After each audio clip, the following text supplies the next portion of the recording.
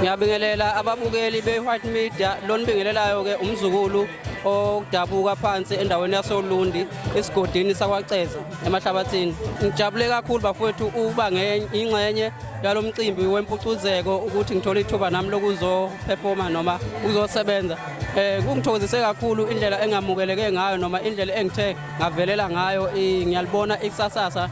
Ngiyacela nje bafowethu endimeni yezomculo isupport engayithokozela kakhulu ukuba maniqhubeka nayo. Ezinye izinto bafowethu ngiyacela ukuba uma ngabe sewaveza amaposti ukuba sivotelwe nisivotele bafowethu ningencane ukuzivotela ikusasa lethu hleze lilele umculo. So siyathela bacela ukuthi abantu bonke bafowethu bephakame besibhekisise emculweni wethu ungasaleli mungu. Umculo kaMaskandi kuyiyona nto eyayithi kwaZulu esiphila ngayo futhi esazi ukuthi siweveza ngayo kwamanye amazwe.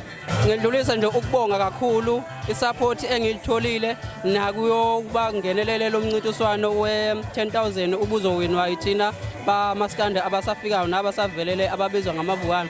So ngithi ngiyabonga nje kakhulu banginikile ithuba ngayiveza futhi bangemukela kakhulu. Bekukhona ke nabantu abangangazi ke naye ingoma yami entsha kubona emadlebeni abo kodwa kube isimanga nje kimi nentokozo emangalisayo kuba bengicele impinda. Ngiyathokoza kakhulu futhi bafowethu ngiyabonga isupport eninginike yona eThekwini ngiyabonga kakhulu.